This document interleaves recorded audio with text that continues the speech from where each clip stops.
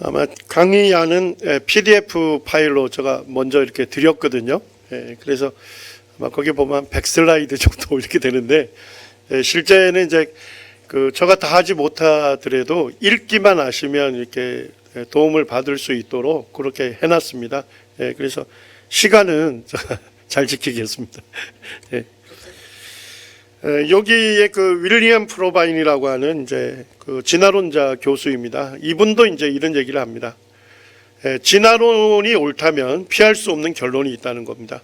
진화론이 옳다면 하나님도 없고 목적도 없으며 목표를 지향하는 어떤 종류의 힘들도 없다. 죽음 이후에는 생명이란 없다. 내가 죽을 때 내가 없어지고 있다는 것을 절대적으로 확신하며 죽는다. 그것이 나의 끝이다.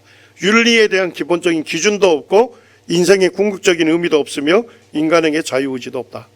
그러니까 진화론자가 얘기하는 거예요. 진화론이 옳다면 이건 피할 수 없는 결론이다. 이렇게 얘기를 하는 것이죠. 예전에 96년에 윌리오 클릭 교회에서 무신론자와 기독교 간에 증거는 어느 쪽을 가리키는가 하는 디베이팅이 있었습니다. 그때 이제 무신론자 미국 무신론자 협회의 회장이었던 프랭크 진들러가 디베이팅 할 때 이런 얘기를 합니다. 생물학이 기독교의 중 가장 큰 충격은 진화의 발견이다. 이제 우리는 아담과 하와가 실존 인물이 아니라는 것을 안다. 진화론 받아들이게 되면 아담과 하와는 실존 인물이 아니라는 거죠.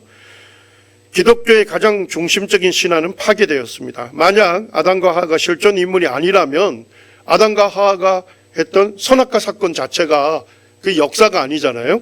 그러니까 원죄란 절대 있을 수 없고 원죄가 실제가 아니었다면 구원이 필요 없습니다.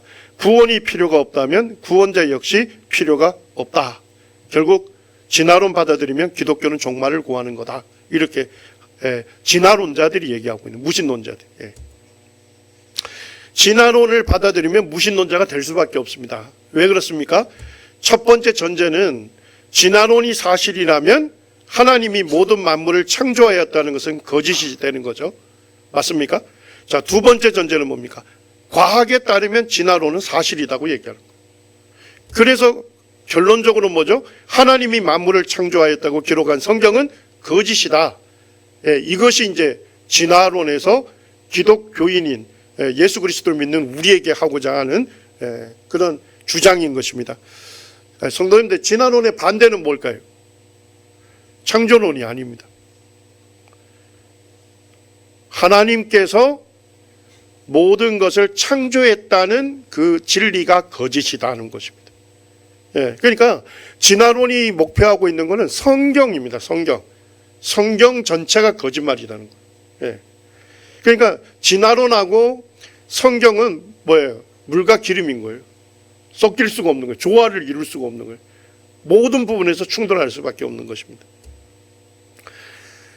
지금 이제 우리가 진화론하게 되면 우주 진화는 뭘 얘기하죠? 빅뱅 우주론 얘기하죠.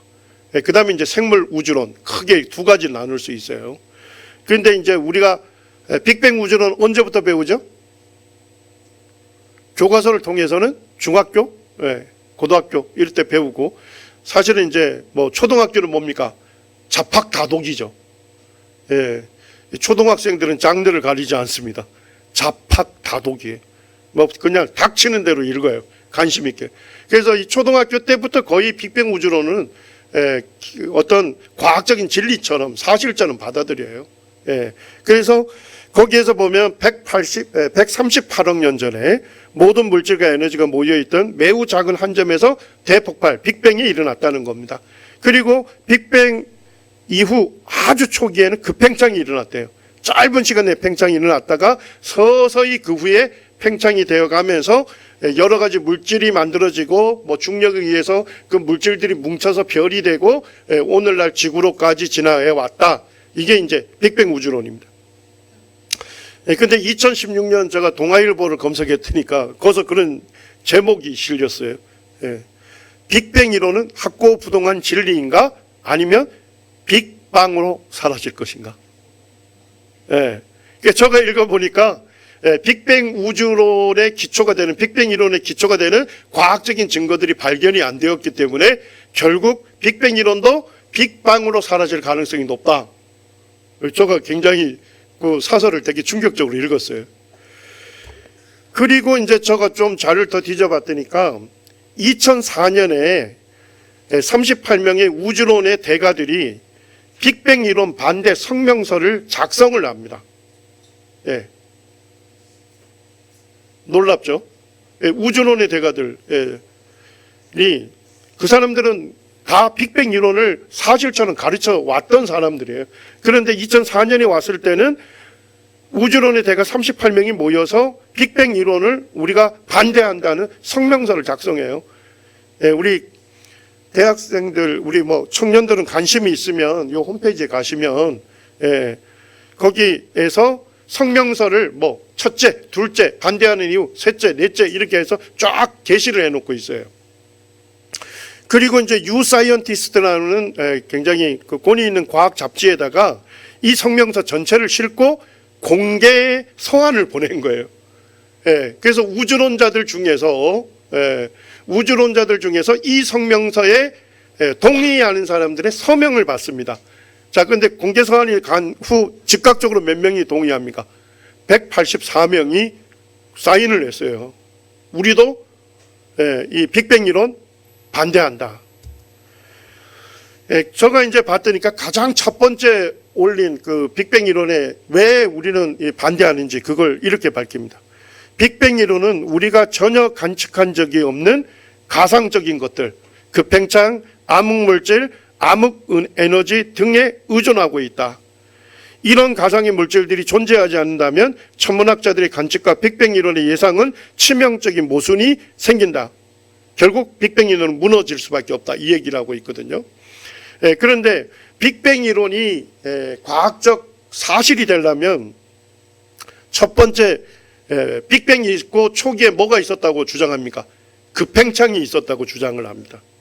그런데 급팽창 증거가 있어야 빅뱅 이론이 인정을 받는 거예요.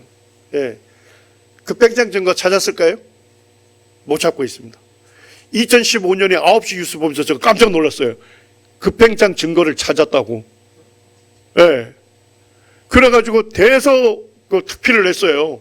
5개월 뒤에 제가 자료 다시 검증했더니까 5개월 뒤에 다른 그 우주론자들이 그 논문의 데이터를 잘못 해석했다. 그렇게 지적을 받고 결국 논문을 철회했습니다. 자, 그러면 5개월 뒤에 논문 철회했을 때는 9시 뉴스에 그때 5개월 전에 얘기했던 빅뱅의 증거인 급팽창 증거 그거 찾았다 했는데 사실은 데이터를 잘못 해석해서 오류였다. 이렇게 정정 보도했을까요? 우리 성도님들이 잘 아셔야 돼요. 사단의 교묘한 전략이 있습니다. 사단의 교묘한 전략은 뭐냐? 9시 뉴스 같은 데다 빵! 유인원의 화석을 발견했다. 그냥 9시 뉴스에 탁 터뜨려요. 자, 그러면 이제부터 무슨 일이 있을까요? 과학자 사이에서는 그것이 정말 유인원 화석이 맞는지 검증이 들어가죠. 그러면서 논문이 50편, 100편 쌓여요. 그러면서 결론은 뭐로 가요? 아니다는 거죠. 그런데 정정보도는 안 해주는 거예요. 그러니까 이 사단이 쓰는 교묘한 전략은 대중매체를 통해 가지고 계속 충격요법을 주는 거예요. 진화가 실제 일어난 것처럼 증거가 확실한 것처럼 빵빵 터뜨리지만 과학자계에서는 그걸 검증하는 시도를 하게 되고 검증의 절차를 거친 다음에는 결국 잘못된 증거다 결론을 내게 되는 겁니다. 그리고 이 빅뱅 이론이 사실이 되려면 암흑물질이 23% 있어야 한답니다. 뭐 처음 듣는 분도 계실 텐데 이 빅뱅 이론자들이 이렇게 얘기합니다. 우리 눈으로 보이는 물질들이 있잖아요. 요것은 전체 물질의 4%래. 그리고 그럼 96%는 뭐예요? 보이지 않는 것들이에요. 보이지 않는 것 중에 23%가 암흑물질로 채워져 있어야 한답니다. 자, 근데 암흑물질 찾았을까요? 아직도 깜깜합니다. 자, 그 다음에 암흑에너지가 73%가 있어야 한대요. 자, 암흑 에너지 찾았을까요? 예, 깜깜합니다.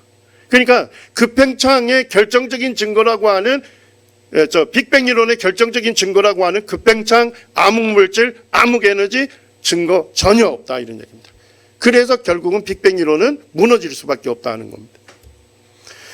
지금 현재 이제 제가 찾아보니까 빅뱅 이론 반대 성명서에 서명한 과학자가 현재 몇 명입니까?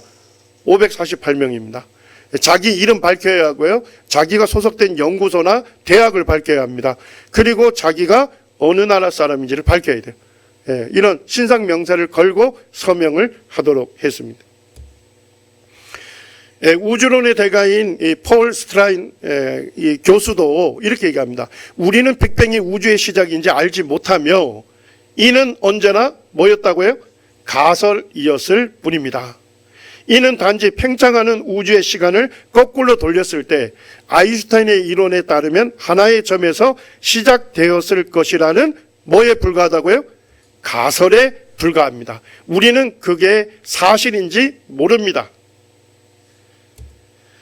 2017년 최근에 쓰여진 논문에도 보면 우주 급팽창 이론은 도전의 직면에 있다 이렇게 얘기를 합니다. 이런 걸 쓰신 분들이 보니까 뭐 로비라고 하는 분은 하버드 대학교의 천문학과 학과장이고 스테인하르트 교수 이런 분들이 지금 빅뱅은 폭발하고 있다. 그래서 급팽창은 과학적 가설이 될 수 없고 최근의 천체 물리학적 측정은 이론적인 문제들과 결합하여 오랫동안 소중히 여겨온 초기 우주에 대한 급팽창 이론에 의심을 던지고 있다. 우리가 새로운 대안들이 필요하다는 걸 제시한다. 이렇게 얘기합니다. 이제 연세대 그 천문학부의 이석영 교수가 있습니다. 그분이 쓴 책에서 이렇게 재밌게 얘기합니다. 빅뱅 우주론이 옳다면 우리 우주는 4%의 아는 것과 몇 퍼센트의 모르는 걸로 이루어졌습니까? 96%의 모르는 것으로 이루어져 있다. 우리가 아는 것은 우리가 거의 대부분 모른다는 것이다. 그러면 우리는 아는 것인가 아니면 모르는 것인가? 안다는 겁니까? 모른다는 겁니까? 모른다는 것입니다. 우리 성도님들이 깨셔야 할 부분이 하나 있어요. 과학자는 모든 걸 안다고 하는 착각. 과학자는 모든 걸 아는 게 아닙니다. 네. 과학자는 단지 우리가 모르는 것을 알아가려고 노력하는 과정에 있는 사람들이에요. 네. 과학자는 모든 것을 알려주지 않습니다. 요번에 결정적인 그런 학회가 있었어요. 이거는 전도할 때 꼭 활용하시면 좋을 것 같아요. 뭐 빅뱅 이론 얘기하면 뭐 빅뱅 이론 뭐 급팽창 증거가 있어야 하고 뭐 이런 복잡한 얘기 안 하셔도 돼요. 영국 그 왕립학회에서 올해 4월 15일에서 16일 양 이틀간 그 뭐 노벨상 수상자부터 시작해가지고 우주론의 대가들이 모였습니다. 그래서 빅뱅 이론, 표준 우주 모델이라고 우주론 모델이라고도 하는데 이 표준 우주론 모델, 빅뱅 이론에 도전하다 하는 주제로 요번에 이제 회의가 있었습니다. 우리가 알던 빅뱅 이론 진짜일까? 영국서 최고 우주론자들이 모인다. 전 세계 천문학자들이 영국 런던에 모여 빅뱅 이론을 중심으로 한 기존 우주론을 되돌아보는 회의를 연다 하는 광고를 냈습니다. 자, 그리고 실제 있은 이후에 동아일보에서 이렇게 작성한 거예요. 빅뱅 이론은 시효가 뭐였다고요? 끝났다. 이렇게 기재하고 있습니다. 빅뱅 이론이 계속 거센 도전을 받고 있다. 이렇게 얘기합니다. 빅뱅 우주론은 설명하기 어려운 천체 관측 결과들이 어떻게 나오고 있다고요? 쏙쏙 내놓고 있기 때문이다. 그러니까 지금 천문학자들이 내는 데이터는 뭘 얘기하고 있어요? 빅뱅 우주론으로 설명 불가능한 반대적인 내용들만 계속 지금 쌓이고 있는 거예요. 그래서 지금 지난 4월 15일, 16일 날 이것을 결론 짓기 위해서 함께 모여서 토의가 된 것입니다. 그러면서 이렇게 얘기합니다. 뭐 이게 굉장히 복잡한 얘기인데 람다 차가운 암흑물질 우주론, 쉽게 가면 빅뱅 이론 이렇게 생각하시면 돼요. 빅뱅 이론에 따르면 우주에는 물질과 아직 정체가 명확하게 밝혀지지 않은 암흑물질과 암흑에너지가 존재해야 한다 이렇게 해야 하는데 밝혀졌답니까? 안 밝혀졌답니까? 아직 정체가 명확히 밝혀지지 않는다. 계속 이런 연구들은 시도가 됐지만 발견할 수가 없었습니다. 사르카르 그 옥스퍼드 대학 교수는 이렇게 얘기합니다. 표준 우주론 모델, 빅뱅 이론 얘기하는데 빅뱅 이론에 대한 믿음이 뭐로 취급이 됐다고요? 뭐로 취급됐다고요? 종교로 취급되었다. 지금까지. 종교가 뭔지 아시죠? 종교는 절대 진리인 거예요. 오직 예수 그리스도만 구원자이신 거예요. 이건 진리예요. 진리. 그러니까 빅뱅 이론에 대한 믿음이 종교로 취급이 됐다. 이 얘기는 뭔 얘기입니까? 우주의 기원, 오늘날 우주를 설명할 수 있는 유일한 방법으로 빅뱅 이론을 얘기했다. 이런 얘기입니다. 이 빅뱅 이론에 대한 믿음이 종교로 취급되고 있는데 이론적 근거는 유효 기간이 뭐한 것으로 보인다고요? 지난 것으로 보인다. 우리 성도님들이 잘 아셔야 할 게 있어요. 자, 학생들 중고등학교 과학 교과서에는 뭡니까? 빅뱅이 실제 일어나서 우주와 지구 오늘날로 모든 게 다 진화되어 온 것처럼 설명하잖아요. 그렇지만은 과학자계에서는 지금 뭐 하고 있는 겁니까? 빅뱅 이론. 폐기 수순을 밟고 있는 거예요. 그러면 교과서는 언제 바뀔까요? 제가 볼 때 20년 뒤나 30년 뒤에 빅뱅 이론을 대체할 대안 이론이 나올 것 같아요. 교과서는 뭐를 실습니까? 교과서는요, 현대 지금 과학의 현대 지금 정립되고 있는 내용을 실린 게 아니고 대부분의 일반 시민들이 공유하고 있는 커먼센스, 상식을 교과서에 싣는 거예요. 그러니까 과학자계에서는 이미 토론되고 비판되고 비평이 돼서 이미 폐기 수순 밟고 있는데도 교과서는 여전히 뭐예요? 빅뱅에 의해서 모든 우주와 지구와 생물이 존재하게 된 것으로 확정적으로 진리처럼 가르치는 거예요. 교과서에서. 그걸 아셔야 돼요. 빅뱅 이론은 과학자 사이에서 지금 폐기 수순을 밟고 있는 것입니다. 요 국회 청문회 생각나시죠? 요 젊은 국회의원이 이름을 좀 밝히기가 제가 뭐 남쪽 사람이어서 거시기 한데 이분이 뭐예요? 조롱조로 빅뱅 이론도 안 믿으십니까?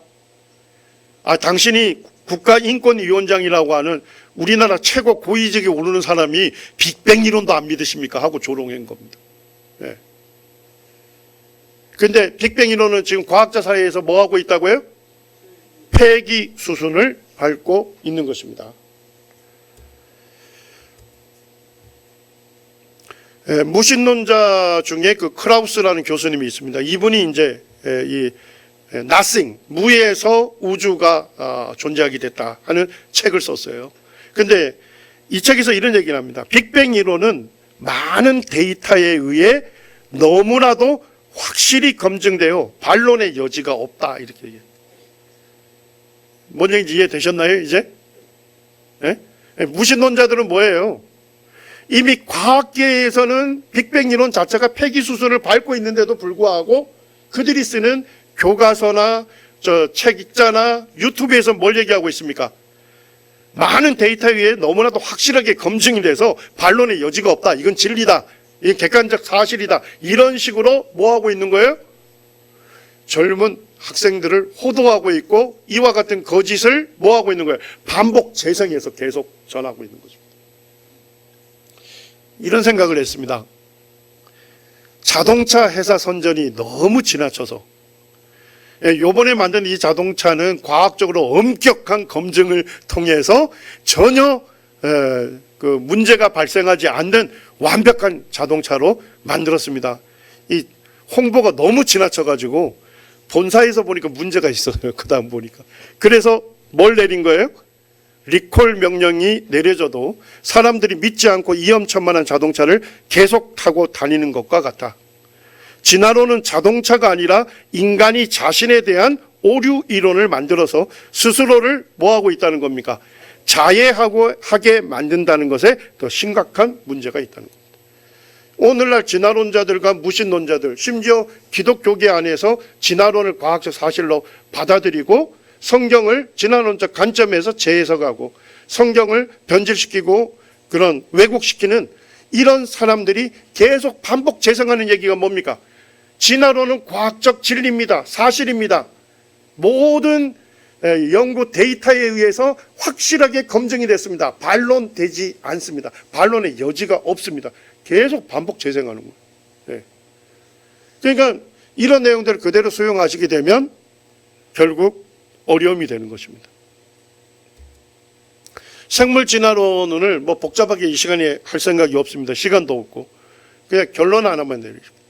지금 보니까 2001년에 그 교수님들이 여기에 깨알같이 써져 있는 분들이 다 그 교수님들 이름이에요.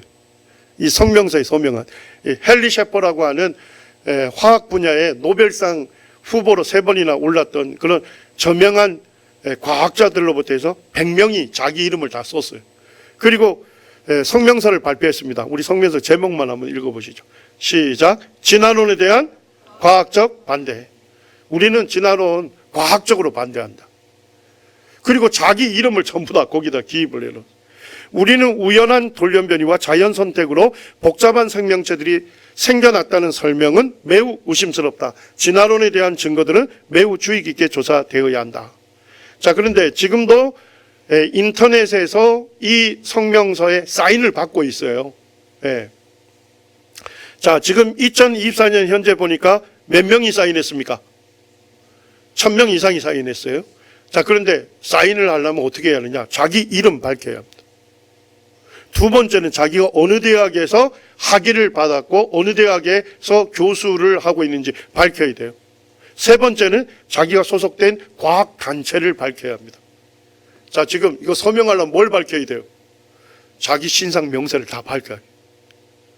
자기 이름 걸고 진화론에 대해서는 나는 과학적으로 반대한다 하는 이 성명서에 서명할 수 있는 거예요.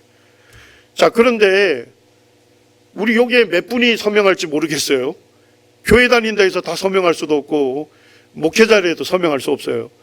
서명할 수 있는 자격을 엄격하게 제한을 했습니다. 제가 봤더니까 이 리스트를 사인하려면 진화론을 과학적으로 반대하는 서명자들은 자연과학의 한 분야에서 반드시 뭘 받아야 합니까? 박사학위를 받은 사람에 한해서만 서명할 수 있어요. 자, 이 얘기는 뭔 얘기예요? 과학적 연구 방법론을 엄격하게 훈련받은 사람에 한해서만 진화론이 과학적으로 문제가 있다 하는 이 성명서에 서명할 수 있다는 겁니다.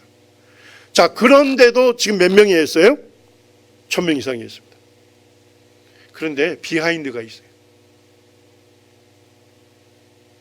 서명하시는 분들은 다 어떤 분들이냐? 오늘 내일 하시는 분들이에요.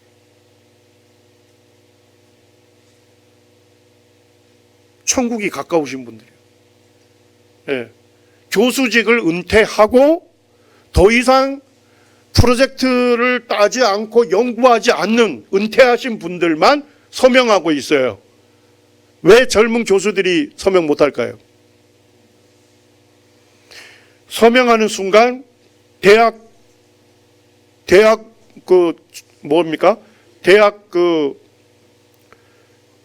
당국으로부터 검열 대상입니다.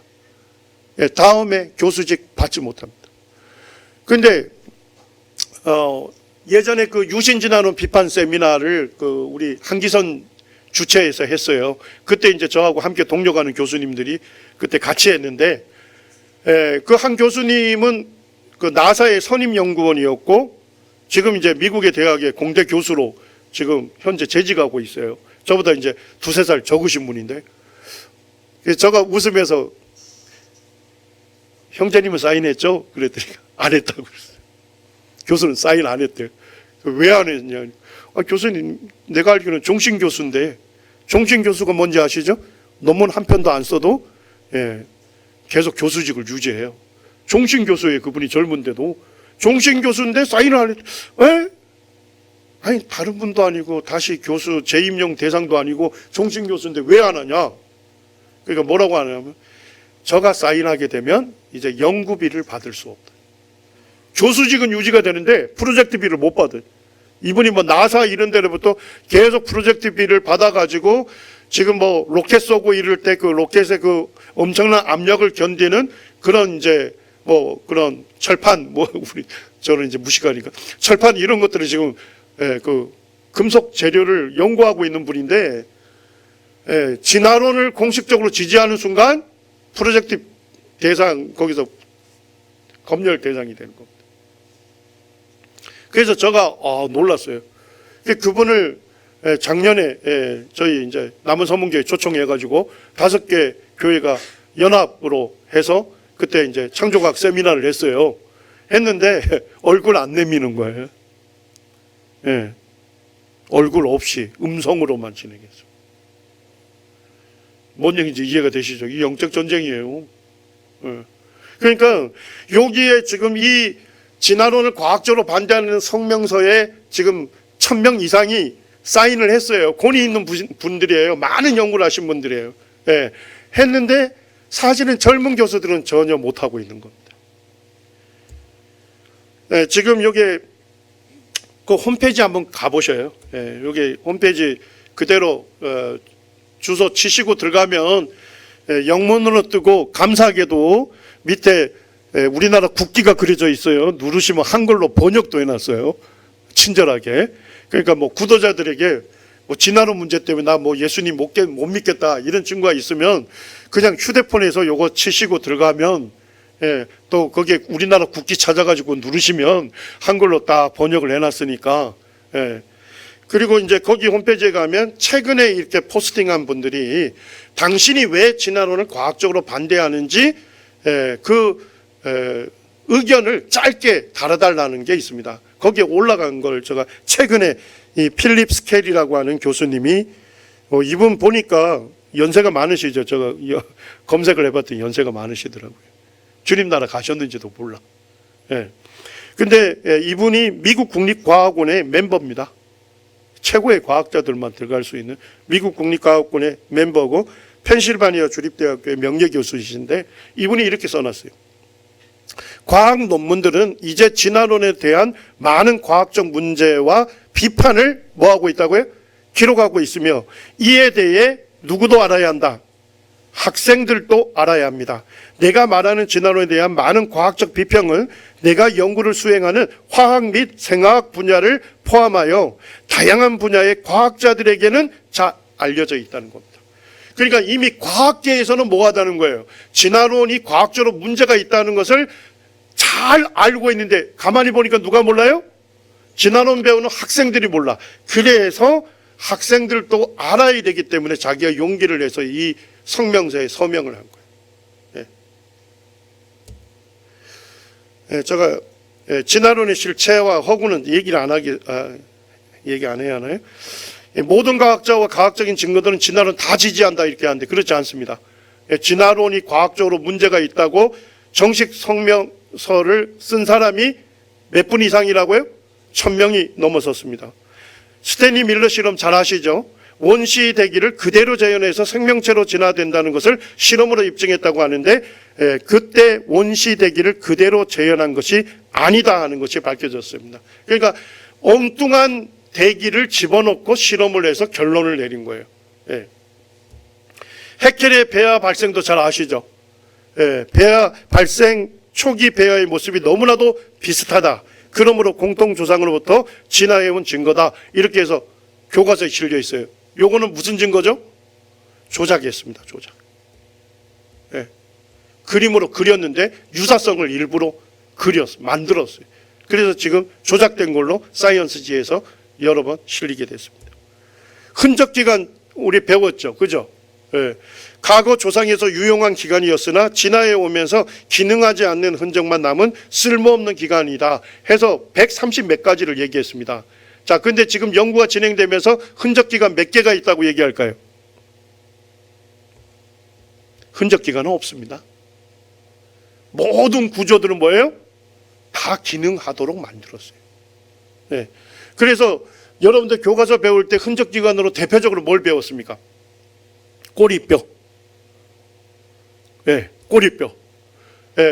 꼬리뼈는 흔적만 남아 있고 기능하지 않는다 이렇게 가르치거든요. 제가 이제 해부학 가르치는 사람이잖아요. 예. 꼬리뼈가 없으면 어떻게 될까요? 우리 골반 바닥에 근육들이 있어요. 아, 이걸 한번 느껴봐야 하나요? 예, 잠깐 느껴보겠습니다. 예. 소변이 나올 것 같아서 꽉 참는다 생각해 보세요. 참으셨어요? 자, 힘 빼세요. 뭔가 뭉클하게 이해 안 되는 게 느껴지시나요? 골반 바닥 근육들입니다. 예, 근데 그 골반 바닥 근육들과 인대들이 대부분 어디에 붙을까요? 인대에 꼬리뼈에 붙습니다. 꼬리뼈가 없으면 어떻게 돼요? 대소변 정확하게 놓을 수가 없는 거예요. 예. 실제 꼬리뼈가 없이 태어나서 예전에 사례 보고에 보면 한평생 기저귀를 찰 수밖에 없었습니다. 꼬리뼈는 구체적으로 기능을 하는 거예요. 예. 지금 흔적기관이라 해서 심지어 뭐까지 했습니까?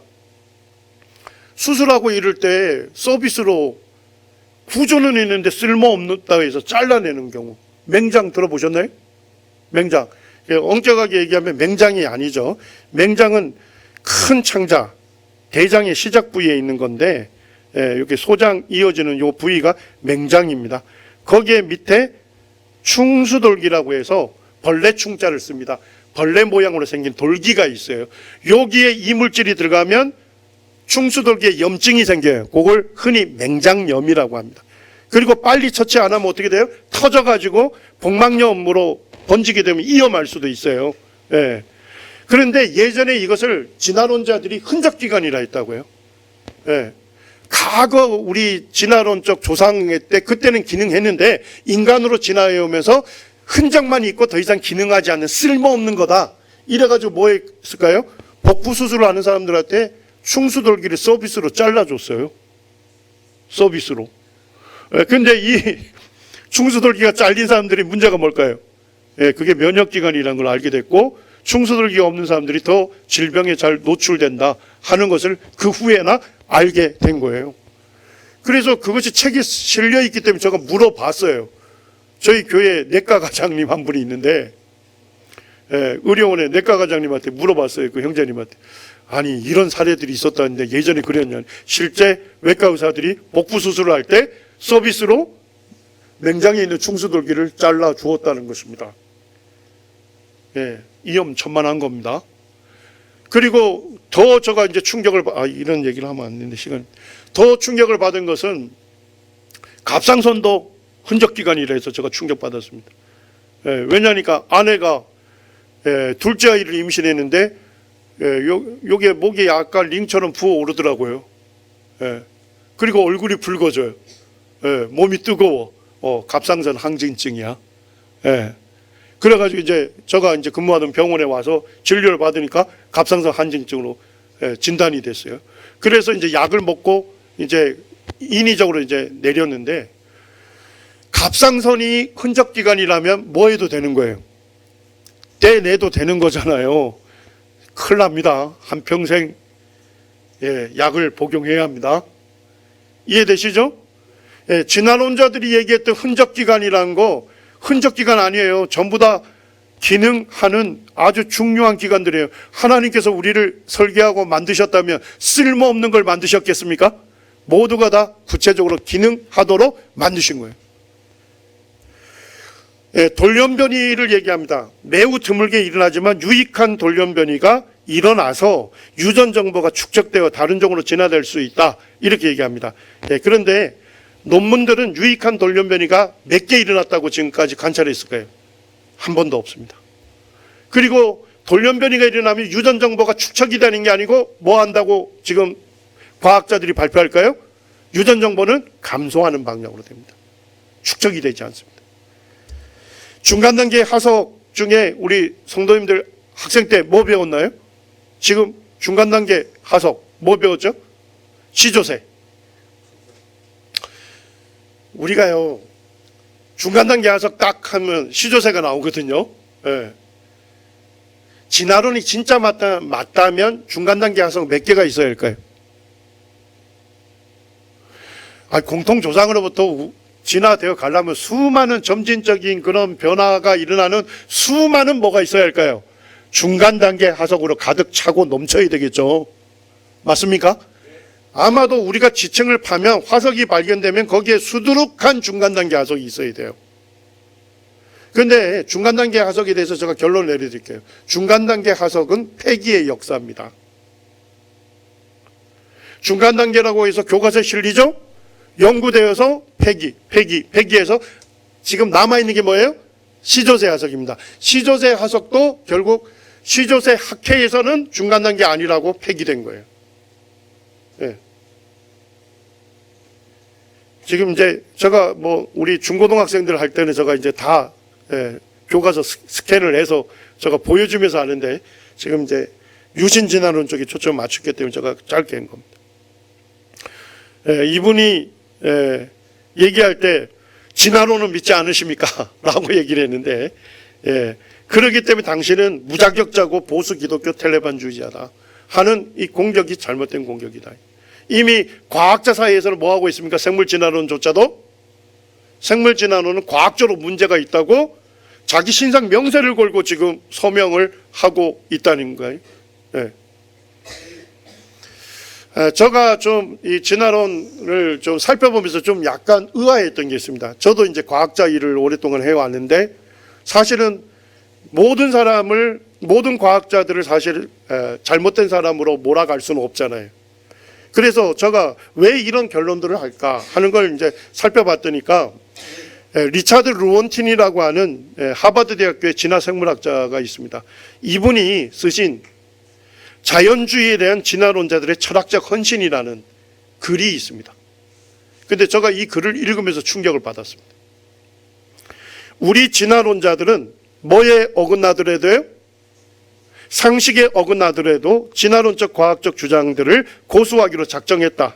이는 진화론적 과학과 초자연적인 과학과의 진정한 투쟁을 이해하는 열쇠다. 자, 초자연적인 과학은 뭘까요? 초자연적인 창조주 하나님을 인정하는 과학이죠. 맞습니까?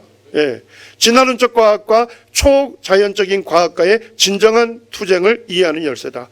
우리는 무조건적으로 진화론자들 얘기해요. 우리는 무조건적으로 진화론적 과학을 수용해야 하는데 그 내용이 명백하게 뭐가 있더라도요? 오류가 있더라도 무조건적으로 진화론을 수용해야 하고 실증적으로 증명이 되지 않는 무슨 이야기예요? 공허한 이야기에 지나지 않는다 할지라도 우리는 이미 물질주의에 헌신하고 또 헌신하였기 때문이다. 진화론은 뭡니까? 물질로만 설명하는 거예요. 진화론은 뭡니까? 보이는 것만으로 설명하는 거예요. 진화론은 뭘 배제합니까? 창조주 하나님을 배제하고 우주와 생물과 인간의 기원을 추론하는 과학 이론입니다. 자, 더 나가면 더 이런 얘기합니다. 우리의 방법론이 아무리 뭐 할지라도요.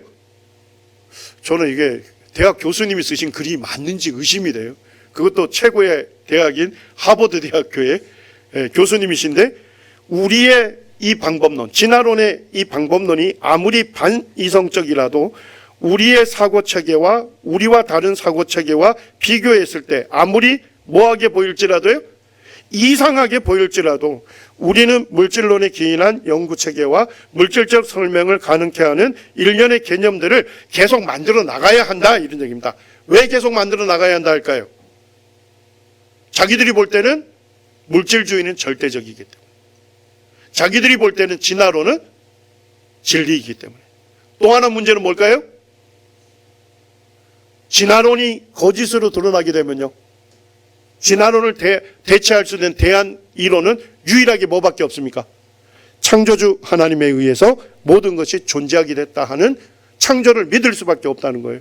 그래서 하나님의 발을 한 발짝이라도 방문 안에 들여놓는 것을 우리는 허용할 수 없다.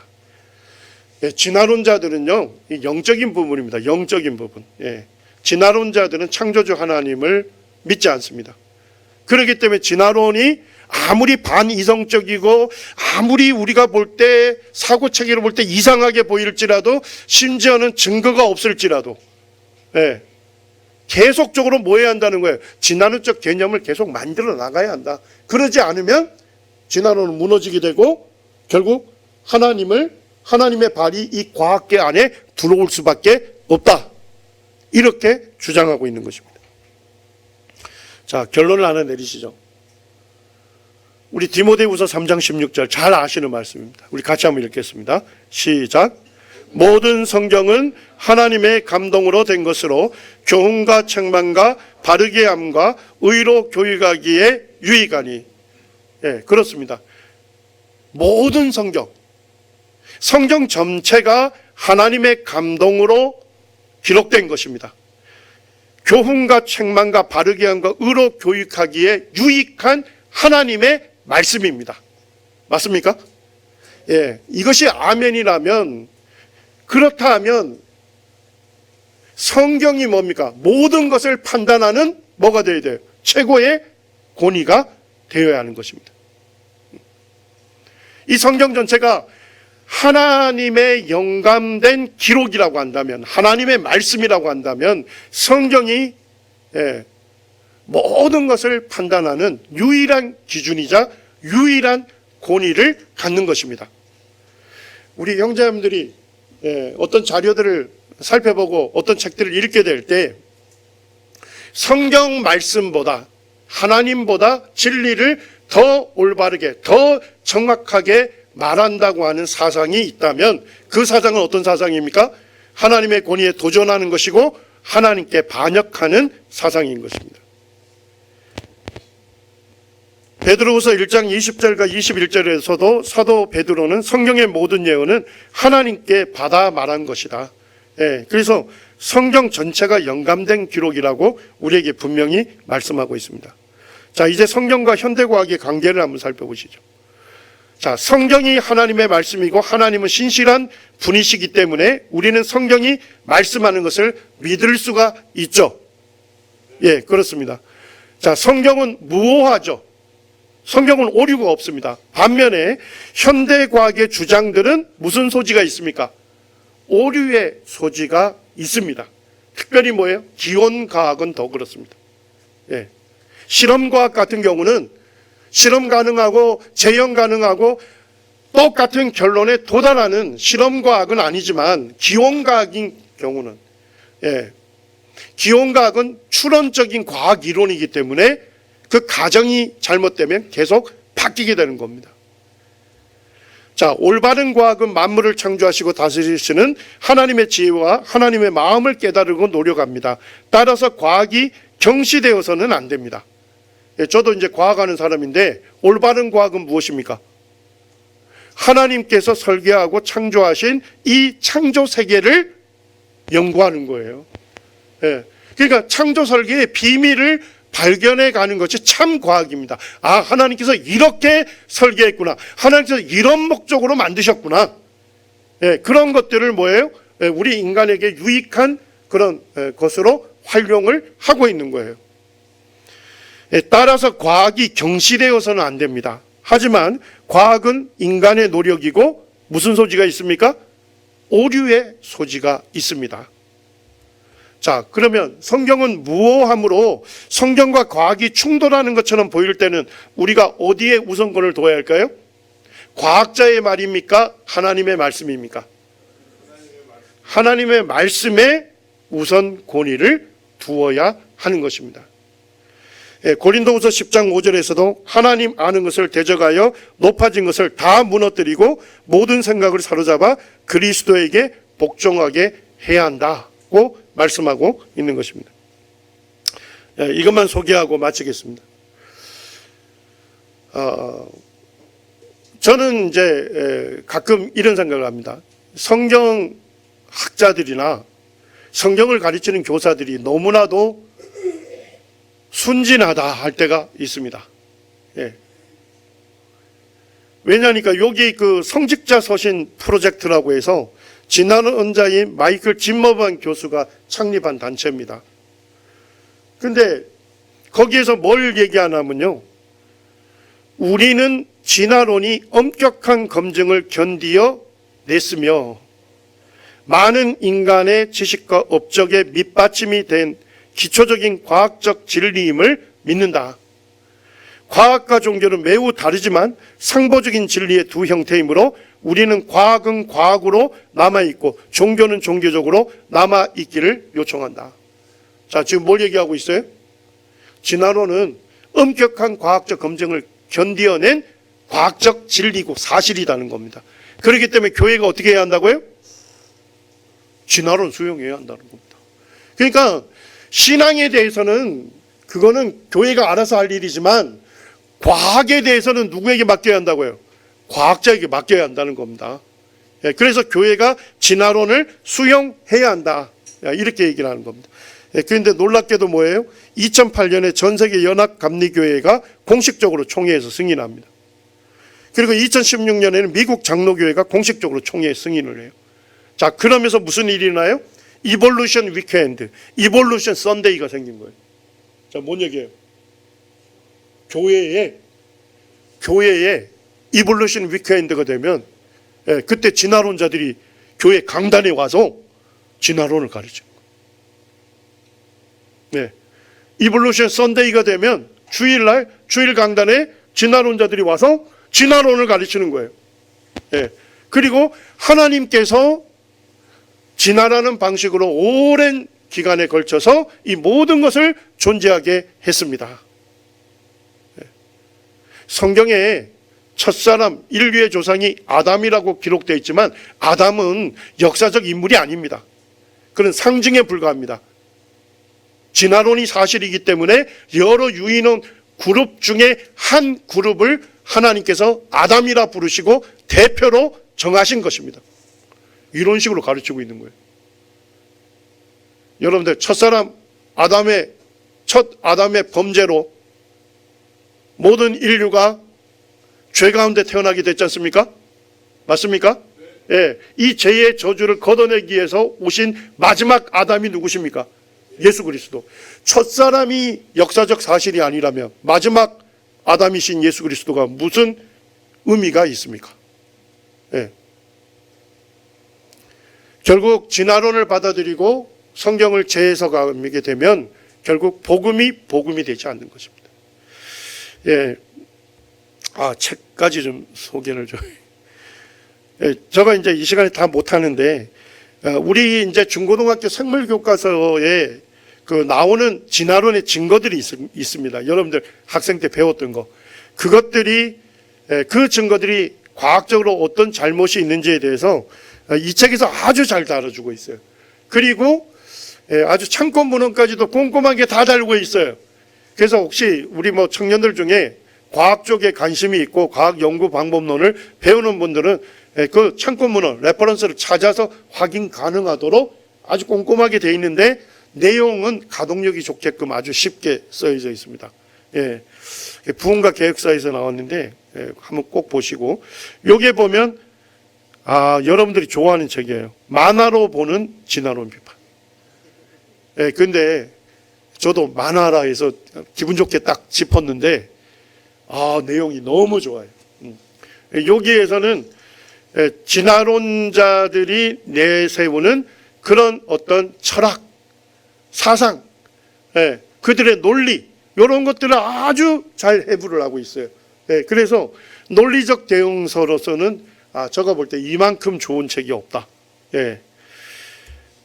책 소개하면 별로 안 좋아하는데, 우리 이제 모임에서 배출한 세계적인 기독교 변증학자가 있어요. 혹시 아시나요? 존 레녹스라고 옥스퍼드 대학교 교수님이십니다. 제가 사실은 올해 존 레녹스 형제님을 초청하고 싶었어요.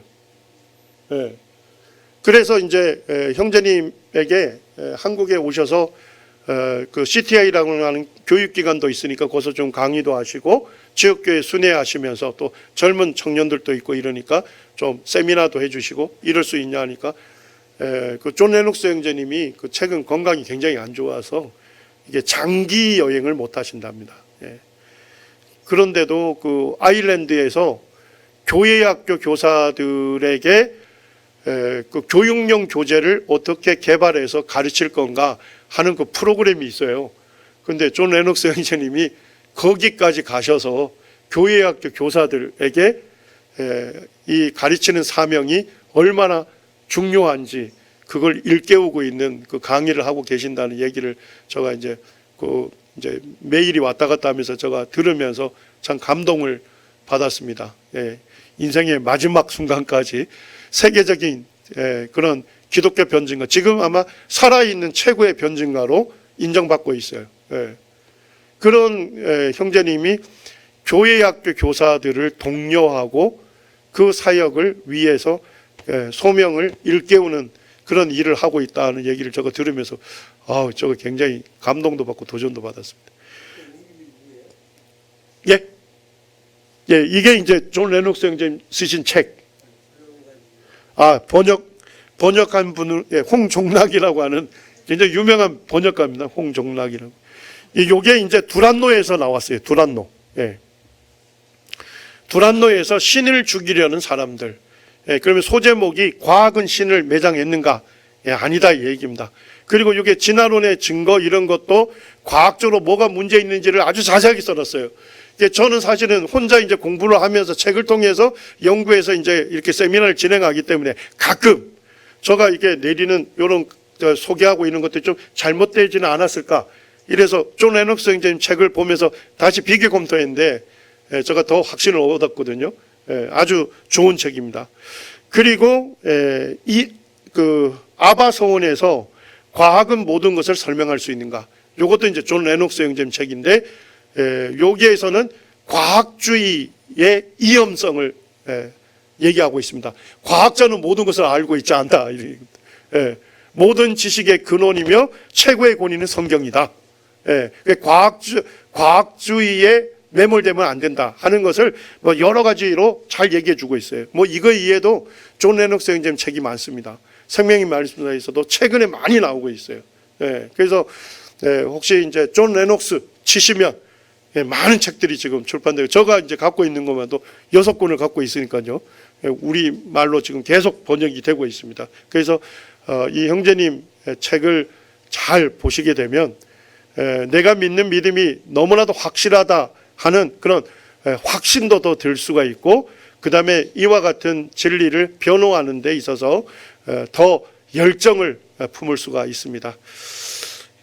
제가 이제 아마 오늘 지금 2시간에 걸쳐서 지금 진행했는데 아마 슬라이드 절반도 못했을 거예요. 나머지는 그냥 읽어가시면 알 수 있도록 최대한 그렇게 만들었습니다. 못할 것 같아서요. 그러면 어떻게 할까요? 지금 진행 10분 쉬고 질의응답 할까요? 계속 할까요? 바로 그냥 그럼